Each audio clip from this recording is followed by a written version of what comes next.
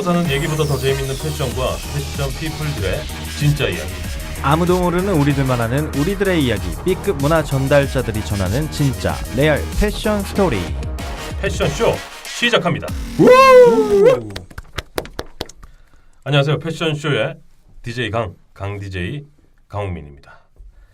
문재인 정부의 첫 남북 정상회담이 지난주에 있었죠. 녹음 기준일로 보면 내일인데 방송을 들으시는 분들은 이미 정상회담을 뉴스로 접하셨을 것 같습니다. 지난 두 정부에서 한 번도 이루어지지 못했던 남북 정상회담이 이렇게나 빨리 열릴 수 있다는 것에 놀랐고요. 문재인 정부의 추진력 그리고 외교력에 또 한 번 놀랐습니다. 5월에는요. 김정은과 트럼프가 만나는 북미 정상회담도 예정되어 있죠. 외교가 풀리면 산업이 살아납니다. 묶여있던 개성공단 그리고 중국 시장도 기대를 해보면서 패션쇼 3회 시작하겠습니다. 박수 치는 거 아닌가요? 네, 박수 치시려면 박근혜 쳐주세요. 네, 저희 패션쇼 벌써 3회인데요. 우리 멤버들 이번 주에도 다 왔는지 확인 한번 해보겠습니다. 여전히 1번 강타키. 타키 형은 항상 네. 일찍 오는 건 아니지만 한 번도 지각, 지각은 했었죠. 개근했죠. 예. 결석은 없으셨다고. 그러니까요. 이럴 수가 있나. 그러니까 시즌 1 때부터 시즌 감사합니다. 4 때까지 지켜주시기 바랍니다. 다음으로 우리 B급 인생. B급 인생입니다. 이번 주도 여전히 이 샤이하고 이 탁한 아니 목소리만 넘어가면 갑자기 네. 쫙 가라앉아요. 그러니까 왜 그런지 모르겠어요. 우리 미오미오 누님은 이번 주도 네. 조금 늦으시네요. 청사고 있대요. 회사 내부에서 이슈가 좀 있어서 조금 늦는 걸로 알고 계시면 될 것 같고요. 네. 다음 주에는 우리 미오 누나가 늦지 않으시겠죠? 이제는 좀 늦지 말아야죠. 예, 사람이라면. 네, 알겠습니다. 시간 꼭 지켜주시고 자 이번 주도 새로운 얼굴이 오셨어요. 뭐 우리 청취자분들께서는 지지난주 그 시즌 2 첫방 때 목소리로 인사를 좀 먼저 드렸던 것 같은데 셀프 자기소개 한번 들어볼까요? 안녕하세요. 노무사 에릭입니다. 에릭. How are you, 에릭? 직업은 노무사신데 성함이 에릭. 그렇습니다.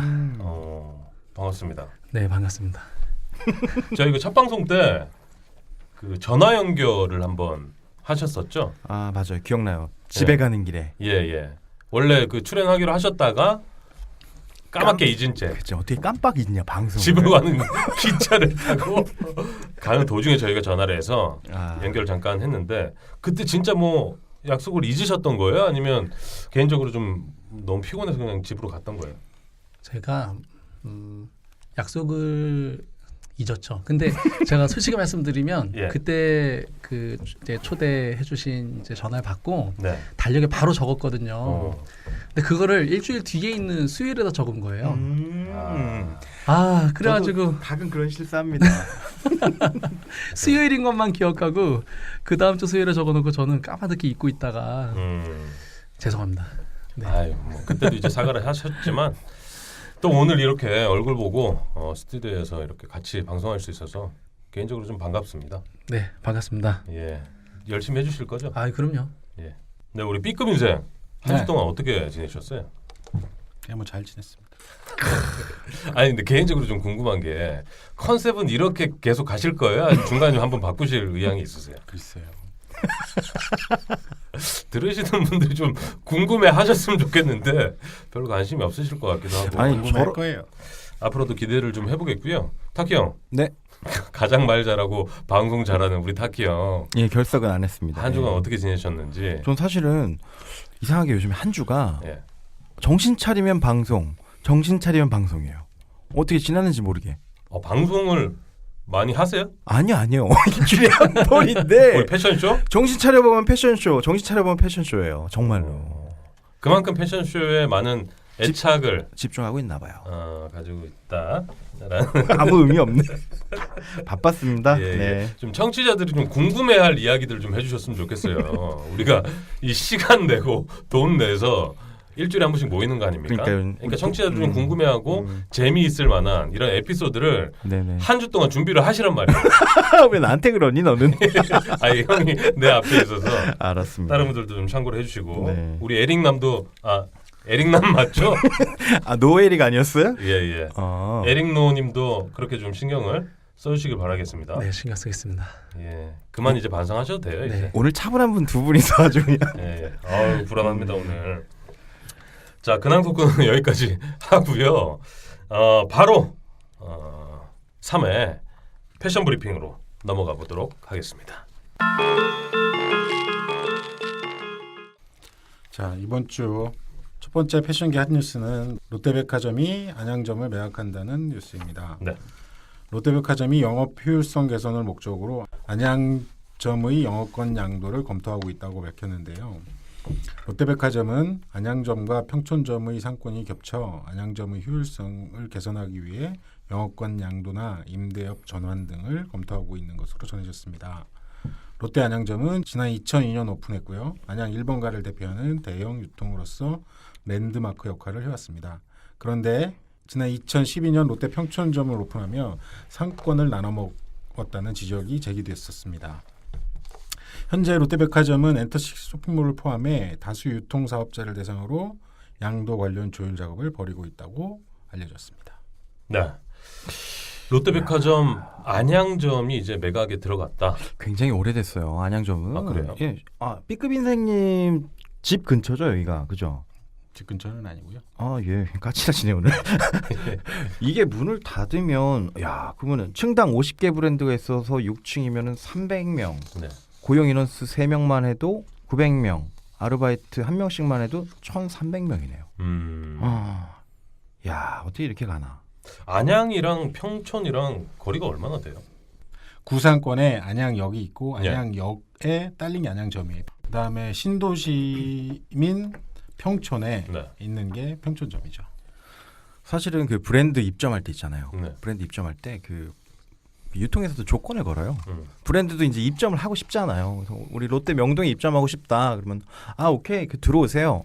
대신에 비율 매장이 하나. 비율 매장을 같이 서비스로 이렇게 넣어가지고 묶음 판매를 하시거든요. 네네. 그때 항상 나왔던 그 유통이 사실은 그 롯데 안양인데, 그래요. 예, 드디어 이제 굉장히 좀 악화가 돼서 더 이상 버티지 못하는 것 같아요. 지금 매각을 추진하고 있다라는 얘기인 거죠? 그렇죠. 아직까지 그 업을 접은 건 아니고. 네. 현재 그 엔터식스라는 유통업체랑 매각 작업을 벌이고 있다고 해요.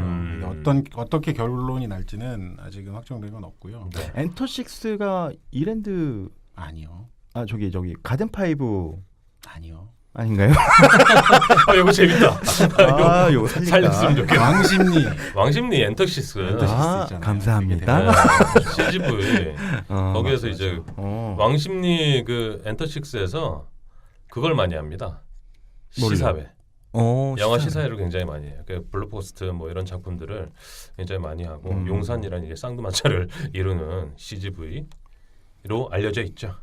근데 부평하고 인천도 매각을 추진 중이에요. 네, 지금 알려지기로는 업계 알려진 거로는 롯데가 인천하고 부평하고 총 5개 점포, 안양점 포함해서 5개 점포의 매각 및 임대 전환을 추진하고 있다고 합니다. 인천, 부평, 뭐 안양도 그렇지만 여기에는 그 뭐 쇼핑 1번가라고 할 정도의 지역 아닌가요? 인천은 진짜 대단한 데 아닌가요?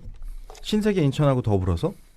그러니까 뭐 내부적으로는 검토를 했겠죠. 경쟁력이 없다고 판단을 했겠죠. 근데 이게 단순하게 매각만을 놓고 볼 게 아니라 그 오프라인 대형 유통업체들의 어떤 탈유통 정책의 신호탄이 아닐까. 오프라인을 좀 줄이는 방향으로 그렇죠. 나가는 거에 대한 이미 이제 전체 상품 매출에서의 온라인 비중이 오프라인 앞선 지 오래됐고 네. 그렇다라는 건 오프라인의 비율 매장 점포들이 굉장히 많이 늘었다는 거고. 그러니까 이게 뭐 시작이지만 제가 봤을 때는 앞으로 이제 백화점 오프라인 매장이 좀 좀 많이 좀 축소되지 않을까? 그러니까요. 다음 뉴스 가보겠습니다. 다음은 스몰 브랜드들이 클라우드 펀딩을 통해 운영 자금을 확보하고 있다는 뉴스입니다. 최근 국내 패션 비즈니스 패러다임이 스몰 비즈니스로 바꾸고 있는데요. 이에 따라 자금 조달 방법도 달라지고 있다고 합니다. 특히 모노 프로덕트를 지향하는 스몰 브랜드들이 클라우드 펀딩을 통해 자금을 확보하고 있습니다. 클라우드 펀딩은 자금을 필요로 하는 수요자가 온라인 플랫폼 등을 통해 불특정 다수 대중에게 자금을 모으는 방식인데요. 보통 후원형, 대출형, 지분투자형 등의 형태를 띠고 있다고 합니다. 최근 아이디어를 강점으로 하는 스몰 브랜드들은 이런 클라우드 펀딩 플랫폼을 통해 브랜드를 알리는 한편 자금을 투자받아 제작을 진행하는 방식을 선택하고 있습니다.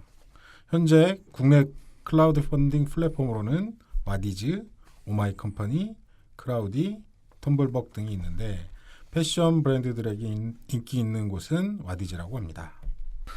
아 이거 진짜 우리 그 댓글 자주 남겨주시는 분이 브랜드 런칭했다 그랬잖아요. 네, 그분 혹시 그 저기 부직포로 자켓 만드는 브랜드 맞아요. 맞아요? 예, 아 그분 맞구나.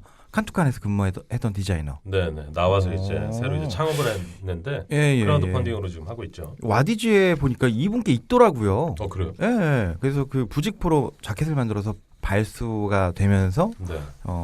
해지지 않고 찢어지지 않는다. 뭐 이렇게 해가지고 본인이 모델로 직접 촬영해가지고 크라우드 펀딩을 받고 물론 실패했어요. 안타깝게도 목표 금액을 채우지 못했지만 그게 끝났나요 그러면? 예 펀딩 기간은 끝났어요. 예. 어쨌든 좋은 시도를 하고 있다 이렇게 생각이 들더라고요. 다음 뉴스 있을까요? 네, 마지막으로 필라가 또 한 번 파격적인 콜라보레이션을 선보였다는 소식인데요. 필라는 전 세계 8개국 총 47개 브랜드와 마인드 블로워 글로벌 47 콜라보레이션 프로젝트를 실시한다고 밝혔습니다. 마인드 블로워는 1995년에 출시된 필라의 대표적인 러닝 헤리티지 슈즈로 탄생 23년 만에 재출시된다고 합니다. 이번 프로젝트는 이탈리아 텐 코르소코모, 미국의 핑크 돌핀, 한국의 카시나 등 전 세계 8개국 47개국 편집숍이 함께하는데요. 각기 다른 개성을 담은 마인드 블로어를 각 나라별로 판매를 한다고 합니다. 한국에서는 유명 스트리트 브랜드이자 편집숍인 카시나와 하는데 핵심으로 돌아가다를 컨셉으로 신발의 그레이, 블랙, 화이트 등 무채색 계열의 컬러를 사용했고 유니크한 3M 리플렉티브 소재를 활용한 플래그 패턴 등을 적용했다고 합니다. 야 히스토리가 오래되니까 이제 옛날에 나왔던 제품으로 자기 스스로 자석처럼 콜라보를 하는구나. 아니 근데 탄생 23주년 뭐 굉장히 거대해 보이는데 이 23주년이 의미가 있어요? 한 탄생 50주년, 뭐 100주년 뭐 이렇게 해야 좀 의미가 있는 거 아닌가? 그러니까 그때 당시 헤리티지가 가장 뛰어났던 신발 제품이니까 하는 거겠죠. 숫자보다는. 아무래도 조금 옛날에 성공했던 어떤 모델을 다시 선보인다. 뭐 이런 개념에서 제가 제품을 사진으로 직접 여기서 보여드릴 수는 없지만 제품을 직접 봤는데 아주 훌륭합니다. 특히 텐코로소코모 그 콜라보레이션은 갖고 싶어요. 근데 되게 부럽다. 작년에도 이렇게 콜라보를 준비를 잘 해가지고 뭔가 성공을 했는데 지금 자기 제품의 스스로를 가지고 이렇게 47개 버전으로 그 재탄생을 시킨다고 하니까 정말 같은 업계에 있는 사람으로서 너무 부럽네요, 진짜. 마인드 블로워 X 글로벌 47 뭔가 있어 보이긴 하네. 네, 이번 주 패션 브리핑은 여기까지고요. 다음 코너는 이슈 토크입니다. 지난주 이슈 토크로 저희가 패션 업계의 갑질 논란을 다뤘는데 제 개인적으로도 그랬지만 주변에서 들으시는 분들이 굉장히 좀 아쉬웠다라는 반응이 좀 있었어요. 우리 타키 형 좀 어떠셨나요? 감사합니다. 뭐야 이 맥락 없이. 아니요, 뭐 저는 괜찮았는데요. 뭐가 괜찮아. 내용도 훌륭했고 네. 재미있었고. 근데 개인적으로 좀 아쉬웠어요. 패션계도 좀 뭐 갑질 제가 알고 있는 것도 몇 개 있는데 왜 그게 우리 멤버들 입을 통해서 나오지 못했을까? 저는 뭐 그참에 자기 반성을 했습니다. 혹시 내가 나도 모르게 하고 있는 어떤 그런 이슈가 있지 않을까 그런 생각을 좀 하게 됐고요. 나도 그런 상황이 됐을 때 조심해야 되겠다는 생각도 많이 했고요. 반성도 했고요. 예. 아무튼 우리 타키 형은 예. 사내 갑질은 없다. 그건 뭐 주관적인 거라서 사람마다 주관적인 판단으로 그렇게 어떤 주장을 그런 하시는 거죠? 제가 느끼는 감정은 사실 모르죠. 저는 경영진하고 같이 부딪힐 일이 거의 없잖아요. 자, 이번 주 이슈 토크는요. 남북 정상회담과 개성공단으로 잡았습니다. 제가 오프닝 때도 잠깐 말씀드렸지만 저희 녹음 기준 일로 보면 내일이에요. 27일. 27일 이제 남북 정상회담이 판문점에서 열리는데 네네. 이 좀 대단한 이슈 아닙니까? 70년 만에 한 번 오는 기회라고 말해서 잘 몰랐는데 네. 시간이 갈수록 느끼고 있습니다. 아니, 그러니까 이 지금 문재인 정부의 이런 그 외교와 추진력, 제가 오프닝 때도 말씀드렸지만 이거 정말 대단한 것 같아요. 대단한 거 맞죠. 근데 이걸 반대하는 사람들은 뭐예요? 글쎄요. 그 오늘 아침에도 뭐 얘기가 나오던데 네. 전 세계가 환영하는데 반대하는 2개 정당이 있더라. 뭐 아니, 이래가지고 그러니까 진짜 정신 나간 놈들이 참 이해가 안 됩니다. 화를 내고 그래요. 왜? 아니, 화가 안 내게 생겼습니다. 네. 지금. 이 남북 정상회담을 기대하는 분들이 굉장히 많을 것 같아요. 그러니까 뭐 내일 이후면 뭐 우리 방송 업로드가 이제 다음 주지만 굉장히 많은 분들이 이제 뉴스들을 접하실 텐데 네네. 어떤 이슈들이 좀 나올지도 궁금하고 그 중에 패션 업계 관련한 이슈도 좀 궁금해요. 그 중에 첫 번째가 개성공단 아닐까요? 개성공단이 가장 관심사겠죠. 패션 쪽에 있는 사람들은. 네. 주식 시장들은 이미 뭐 전쟁주와 평화주 막 나뉘어가지고 난리가 났고요. 이미 난리가 한 차례. 났어요. 네.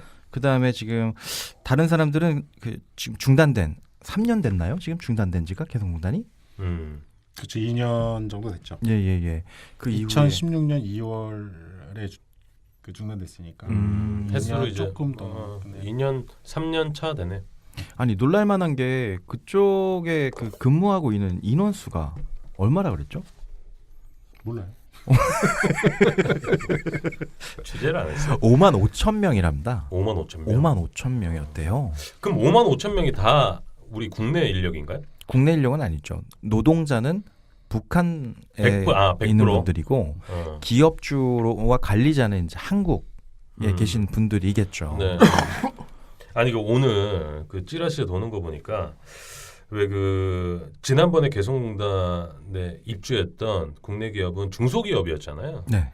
근데 요번에는 이제 개성공단이 만약에 잘못되더라도 타격을 입지 않는 대기업 위주로 이렇게 간다는 얘기가 있어요. 그건 거짓말이다. 그 타격을 입어도 조금 다치는 대기업이겠지. 북한이 아무리 남북 회담이 되고 북미 회담이 성사가 잘 되더라도 적성 국가예요. 적성 국가라서 적성 국가에 들어가지 못하는 물품이 있어요. 예를 들면 컴퓨터 관련, 전자기기, 전기 이런 것들은 절대 못 들어갑니다. 말도 안 돼. 아니, 말도 안 되는 게 아니라 그래요. 그런 것들이 있기 때문에 그런 법적인 문제나 이런 것들이 있어서 대기업이 들어가는 데는 한계가 있을 거다. 이런 얘기를 하고 싶은 거고요. 네.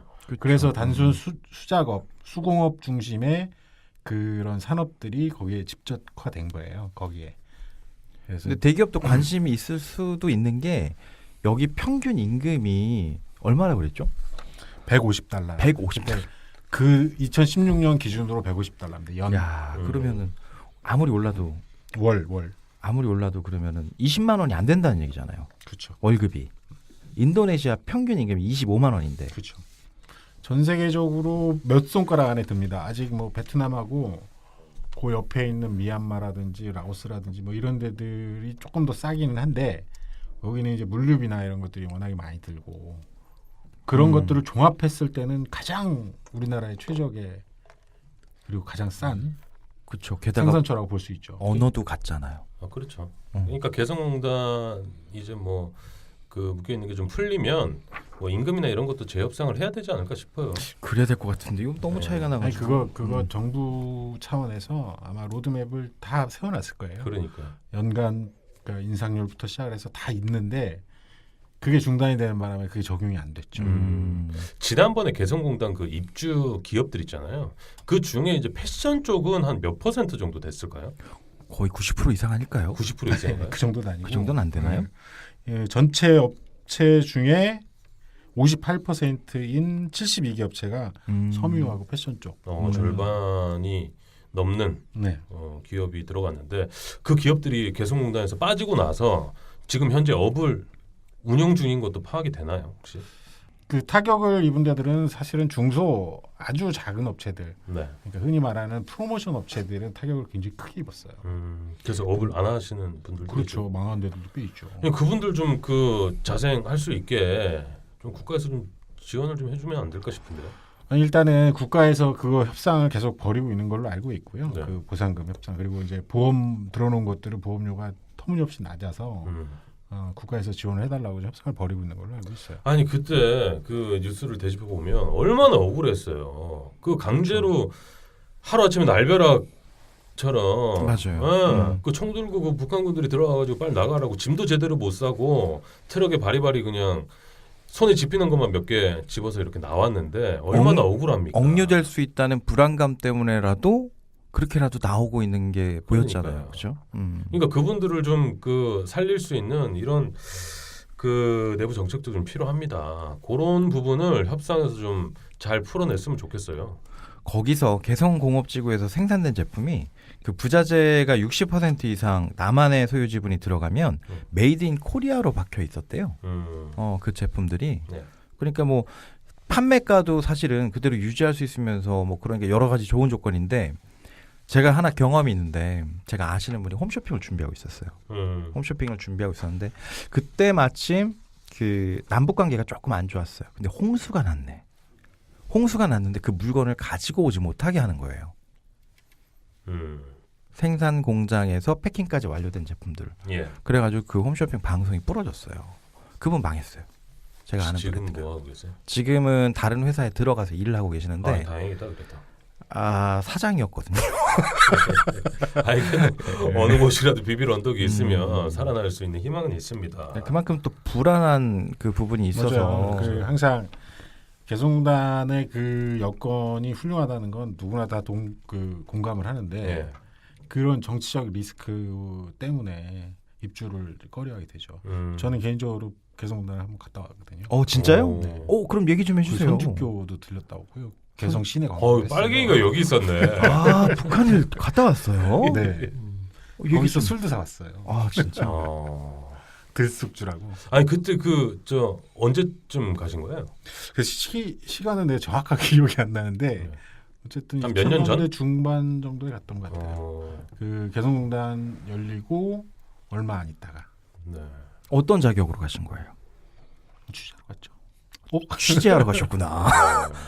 궁금해요. 그 분위기나 뭐 이렇게 그러니까 사람들에 대한 어떤 공단은 그 공단으로 이렇게 조성이 된 거라서 예. 그냥 일반 공단하고 비슷해요. 우리나라에서 흔히 볼 수 있는 그냥 구로공단이나 뭐 옛날 그런 수준이고요. 네. 그럼 뭐 우리나라 사람들이 다 지은 거고 건설도 우리가 다 한 거고 그냥 거기는 거의 비슷해요. 근데 거기를 벗어나는 순간 개성 시내 관광을 나가서 버스를 타고 이제 다니는데 제 느낌은 70년대 탄광촌 이런 느낌 있잖아요. 6, 70년대 탄광촌 시커매요 도시가 일단. 개성이. 네. 거기만 싹 벗어나는 순간 그리고 주변에 산들이 꽤 있는데 산이 다 민둥산이에요. 왜요? 왜 나무를 민둥산? 켜다 다 뗐나 보죠. 왜 그런지 모르는데 다 민둥산이에요. 혹시 도망가는 사람이 있으면 쉽게 발견하려고 사살하려고? 설마 아니겠죠? 그것 때문에 나무를 다 쳤다 그러면 그건 아니겠지. 노력이 가장합니다. 아니겠지. 네, 어쨌든 그런 수준이에요. 그게 이제 2000년대 초반이라는 거죠? 중반 정도 됐어요. 초중반이면 뭐 한 10년 전 이야기인 것 같은데. 그렇죠. 10년은 더 됐죠. 조금 더 된 것 같은데 그렇죠. 어쨌든 그 정도였고 그 북한 음식이 우리나라 음식하고는 굉장히 다릅니다. 아니 우리 B급 인생이 또 평양냉면 마니아예요. 아까도 먹고 왔잖아요 우리가. 예. 근데 정말로 그 심심해요. 되게 심심해요. 고춧가루가 거의 안 들어갔어요. 거의 모든 음식에. 근데 북한을 한번 다녀오셔서 그 평양냉면을 좀 좋아하시는 거예요? 쓸데없는 소리 하지 마시고요. 네. 이거 굉장히 중요한 포인트인 것 같은데. 여기가 2006년도에는 한 7만 달러 정도 우리나라 돈으로 한 그 1억 정도 그 수준이었는데 2015년에는 5억 6천만 달러였대요. 이러면 이제 한 6천억 가까이 되는 거죠. 6천억 정도의 그 매출로 7배가 그 증가했답니다. 아니 그럼 패션 업계에 있는 뭐 중소기업이나 아니면 뭐 한 중견 정도의 기업들은 이 개성공단이 오픈이 되면 거기에 다 입주하고 싶어하는 분위기인가요? 그렇진 않아요. 아까 얘기했던 대로 이런 문제가 재발될 확률이 높다고 보고 언제 있어요. 부러질지 더 많이. 모르니까. 그렇죠. 그래서 한 번 정도 들어갔던 기존 업체들은 다시 들어가고 싶어합니다. 이건 100% 그래요? 거의 그런데 오. 새로운 업체가 거기 들어가는 거에 대해서는 리스크를 안고 싶지 않아 하는 리스크가 분위기죠. 크기 때문에. 약간 무서운가? 우리가 알 수 있는 그 중견기업 뭐 어떤 게 있어요? 여기서 뭐 개성공단의 대표적인 기업이 신원이죠. 신원, 에베네셀 뭐 이런. 네, 그렇죠. 그 에베네셀이 이제 안 쓰는 쪽인데 어쨌든 죄송합니다. 98년도 옛날 사람이에요. 예. 신원하고 네. 좋은 사람들, 그다음에 인디에프, 인디에프. 로만손 뭐 이런 데들이 이제 대표적인 패션 기업들이죠. 근데 그 지난번 그 개성공단 폐쇄 딱 되면서 전체 상품 비중에 개성공단이 차지하는 비중이 한 이들은 30% 수준이라고 얘기하는데 제가 알기로는 그것보다 조금 더 높아요. 비중이요? 네, 그래서 이거 하는 꽤 순간 많네. 그 해에 타격을 굉장히 많이 이거 좀 받았어요. 읽었겠네요. 그들은 만약에 그 물량을 30% 없이 그러니까. 영업을 했다는 거잖아요. 그러니까. 아니 우리 그 타키 형은 네. 내부에서 이제 브랜드 타키를 운영을 하고 있죠? 네, 위분들이 하고 있습니다. 그 네. 만약에 회사에서 네. 개성공단에 들어갔으면 어떻겠느냐 뭐 이렇게 마- 회의를 네, 많이 한다면 예. 개인적인 견해는 어때요? 만약에 임금 수준이 이 정도면 그거 쇼부 볼만하죠. 안 들어갈 이유가 없다. 네, 그렇죠. 숫자로만 놓고 보면. 네. 집에서 집에서 우리 내부에서 이제 한 명이 가서 파견을 해야 된다. 근데 당신이 가라. 그러면 어떻게 하겠어요? 야, 요거 난감하다. 관리자로. 연봉은 2배. 와, 아니, 이거 출퇴근할 수 있어요. 파주에서. 파주가 아니라 서울에서도 1시간 반이면 가는데 뭘 아니요. 그 출퇴근하지 말고 거기 이제 상주 야, 직원으로. 저는 그럼 에릭과 상담하겠습니다. 네. 충분한 조건이 되는지 알아보고. 난 그것도 좀 괜찮을 것 같긴 한데. 뭐 한 달에 이번에 한두 번씩. 남북 정상회담이 잘 되면 그거 상시 출입비 허용된다고 하면 출퇴근 진짜 가능할 수 있어요. 아니 이 당시에도 파주에서 출퇴근을 해왔다고 증언하는 의사가 있어요. 굉장히 큰 병원이 있답니다. 네. 병원이 있는데 그 의사는 남한 의사와 북한 의사로 구성되어 있는데 남한 의사는 상주하지 못하겠대요. 그래서 파주에서 출퇴근을 했답니다. 그래서 그 남한 의사가 방송에 나와서 그 애로사항에 대해서 얘기를 하더라고요. 매일매일 출퇴근을 북한으로 했다고. 네. 아무튼 이번 남북 정상회담이 좀 잘 풀려서 개성공단 말고라도 저 평양공단, 뭐 신의주공단, 뭐 이런 것들이 좀 2차, 3차로 만들어지면 어떨까 싶습니다. 네, 이슈 토크 여기까지 하고요. 네, 이번 코너는요 강타키의 고민 탁 시간입니다.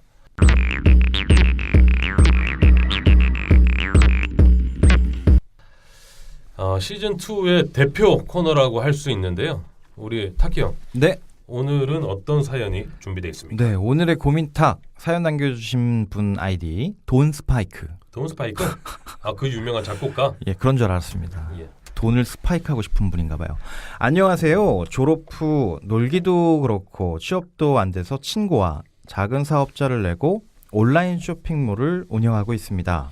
항상 돈이 부족해서 바잉도 무섭고 쿠폰 마케팅 배송비도 걱정인데 물건을 매입할 자본이 없습니다. 좀 좋은 방법이 없을지요. 이러다가 1년도 안 돼서 결혼도 못하고 온라인 쇼핑몰을 접겠습니다. 좋은 방법을 찾도록 도와주세요. 돈 스파이크 올림.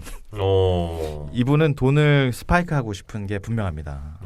돈을 좀 많이 벌고 싶다. 뭐 이런 건가요? 그러니까요.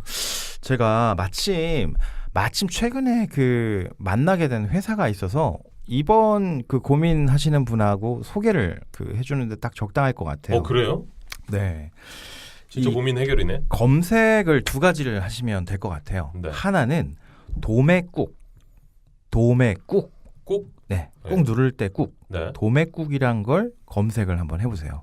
여기 이렇게 온라인 플랫폼은 뭐냐면 물건은 있는데 판매할 사람을 소싱하는 플랫폼이에요. 그러니까 예를 들어 뭐 볼펜, 뭐 노트, 뭐 이런 거 우리 온라인 소셜 커머스에서 이렇게 쭉 보잖아요. 네. 그게 장사를 하는 도매상인 본인이 하는 것도 있지만 그 도매상 거를 빌려다 파는 사람들도 검색에 올릴 수가 있어요. 오. 이렇게 돼서 자본이 없거나 물건이 없어도 판매할 수 있게끔 마진으로 계약해서 판매하는 걸 얘기합니다.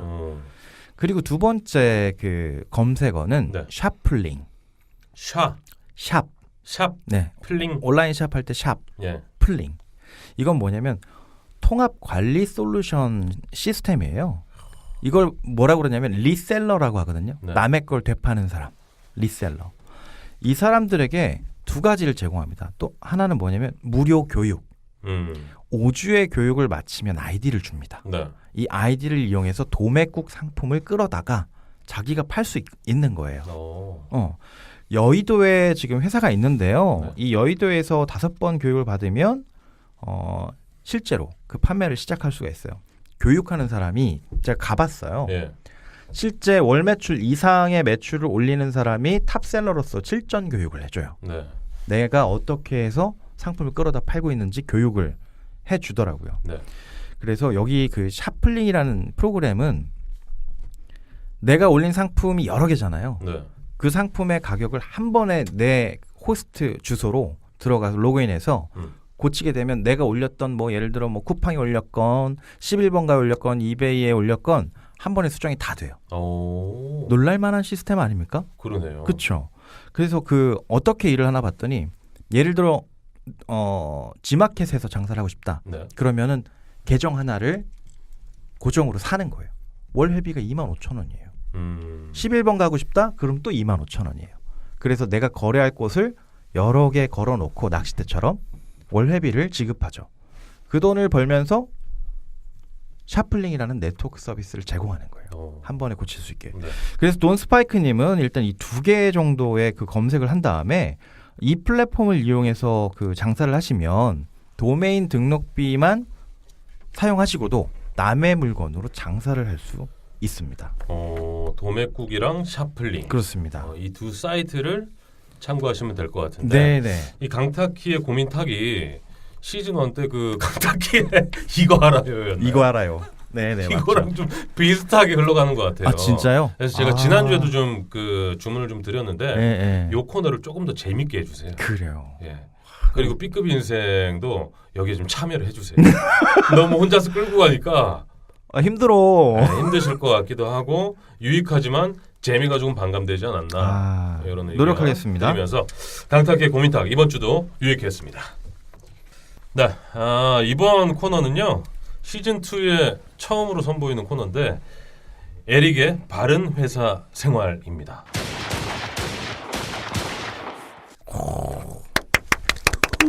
이거 박수도 나오고 좋네요. 네, 에릭. 네, 우리 에릭노 님께서 코너를 준비해 주셨는데 어떤 코너인지 짤막하게 좀 소개를 듣고 갈게요.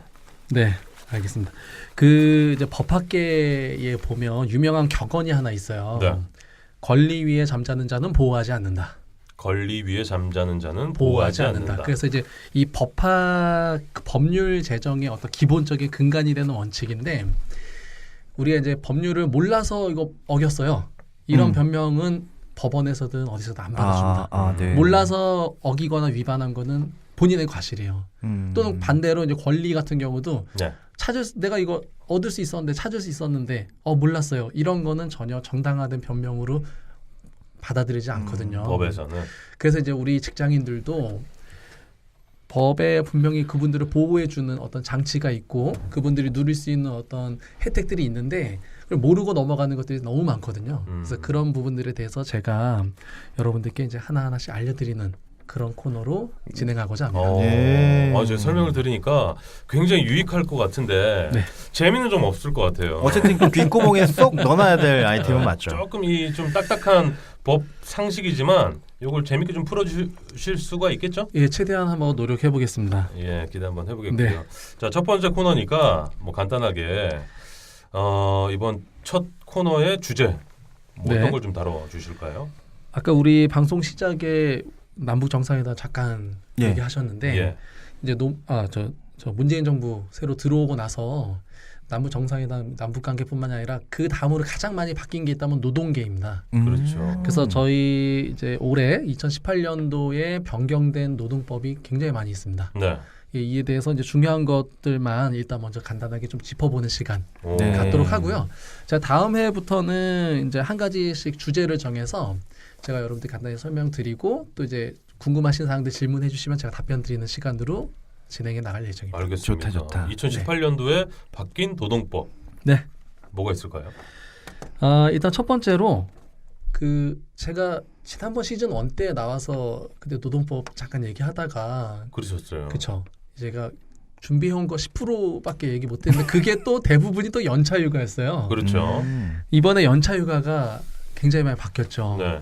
지금 이제 기존에 우리 연차휴가는 1년을 다 다니면 15개가 생겼는데 이제 바뀐 게 뭐냐면 입사를 하게 되면 한 달에 한 개씩 생깁니다. 연차가. 그리고 1년이 딱 되면 이제 11달이 되면 11개가 되겠죠. 예. 네네. 12달이 되는 순간 15개로 바뀝니다. 오. 그리고 그 1년 동안 썼던 연차가 그 15개에서 차감이 됐거든요. 앞으로는 차감이 안 됩니다. 그 뜻이 그러니까 뭔가요? 예. 다시 얘기하면 제가 1년을 근무하면 연차휴가가 1년이 딱 되는 순간 26개가 됩니다. 예? 근데 개정되기 전까지는 15개밖에 없었어요.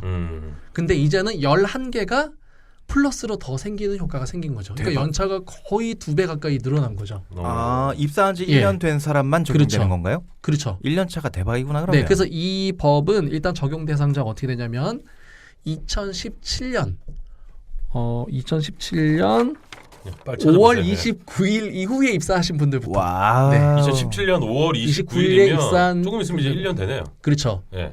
그래가지고 그분들부터는 이제 입사한 당해년도에 11개가 더 생기고요. 네. 그리고 1년이 만 1년이 딱 되자마자 그다음부터 15개가 이제 계속 생기는 거죠. 그러니까 이제 입사 당해년도에 11개가 추가로 생기는 그런 변경 사항이 있다라고 보시면 됩니다. 와, 우리 팀 홍연아 근데 대박. 이 연차 휴가가 뭐 많이 생기면 생길수록 근로자들한테 좋지만 아직까지 좀 개선되지 않은 부분이 기업에서 이 휴가 자체를 쓰지 못하게 하는 그런 네. 기업 문화도 있거든요. 네네.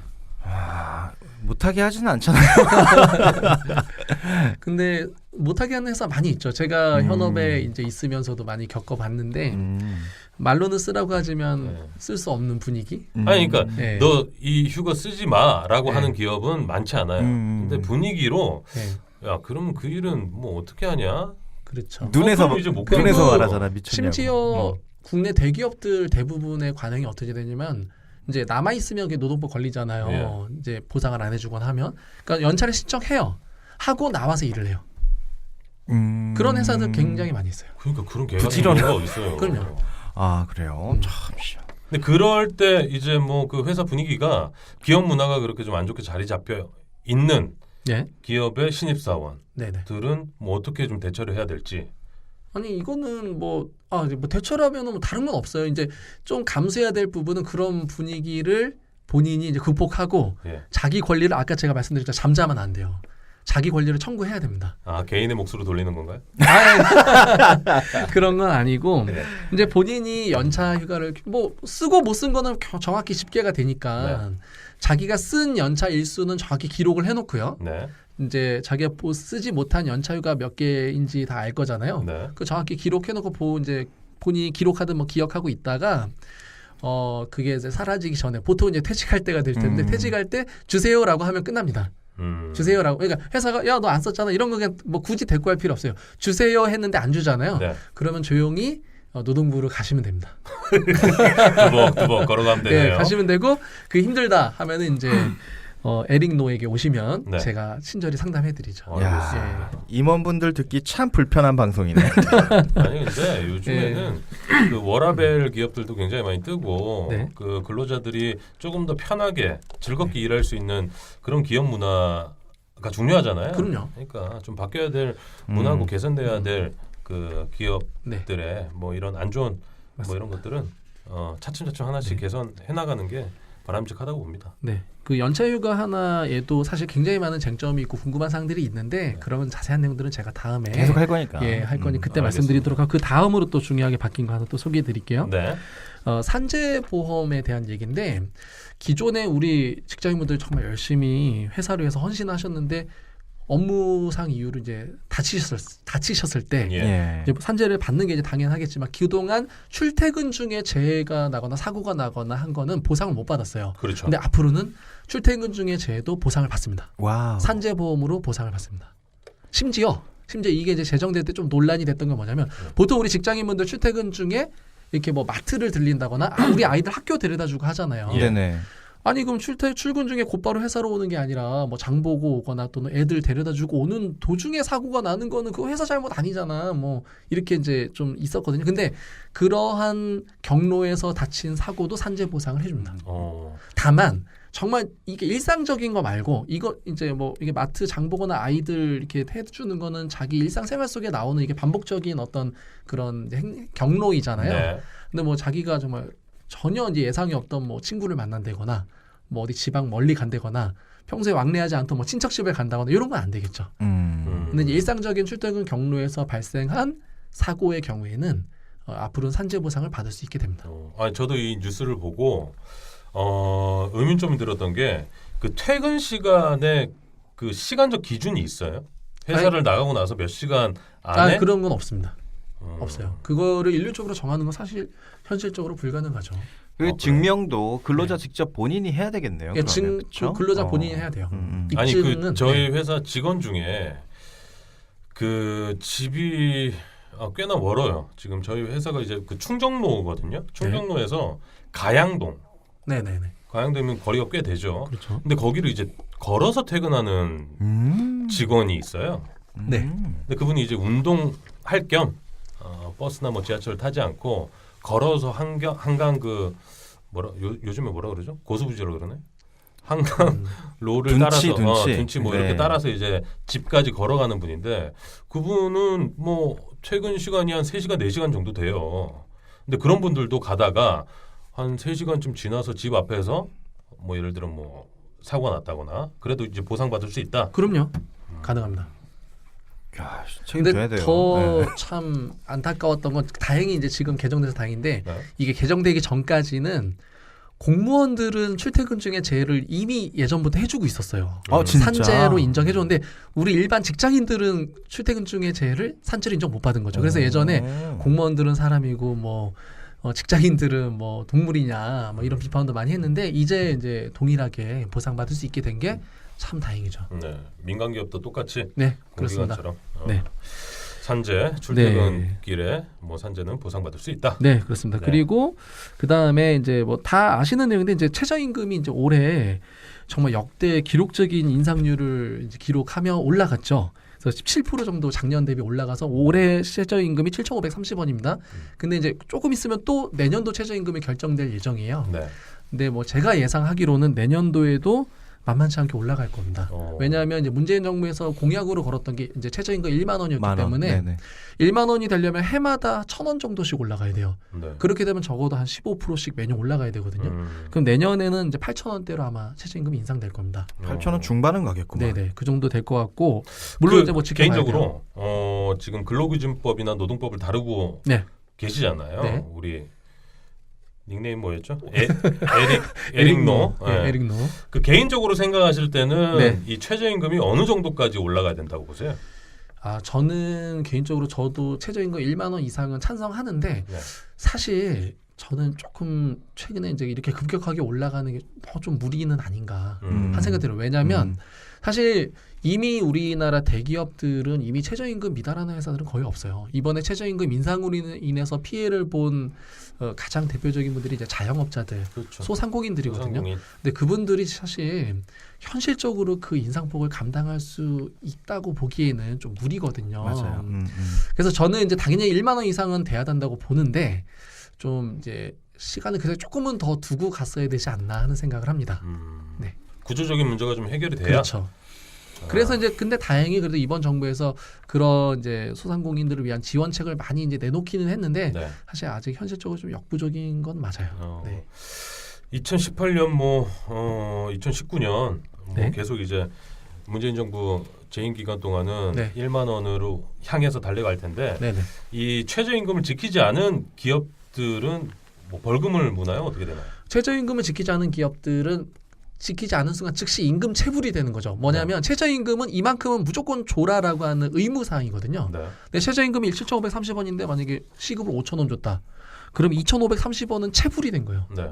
그럼 임금 체불이면 이제 형사처벌을 받죠. 음. 그게 아마 징역 2년에 이제 2천만 원 벌금. 네. 그렇게 될 겁니다. 알겠습니다. 마지막으로 하나만 더 네. 볼까요? 네, 가장 뜨거웠던 한 이슈인데 우리 문재인 정부에서 지금 가장 최우선으로 추구하는 게 이제 근로시간 우리 단축. 문재인 정부 나왔어요. 예. 네, 네. 근로시간 단축입니다. 네. 그래서 이것 때문에 올해 이제 인터넷도 그렇고 이제 노사 간에 이제 굉장히 큰 쟁점이 있었죠.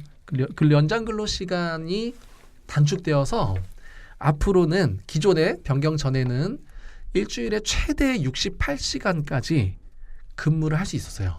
근데 앞으로는 일주일에 최대 52시간까지밖에 근무를 못 합니다. 네. 그러니까 다시 말하면 연장 근무할 수 있는 시간이 16시간이 줄었어요. 일주일에.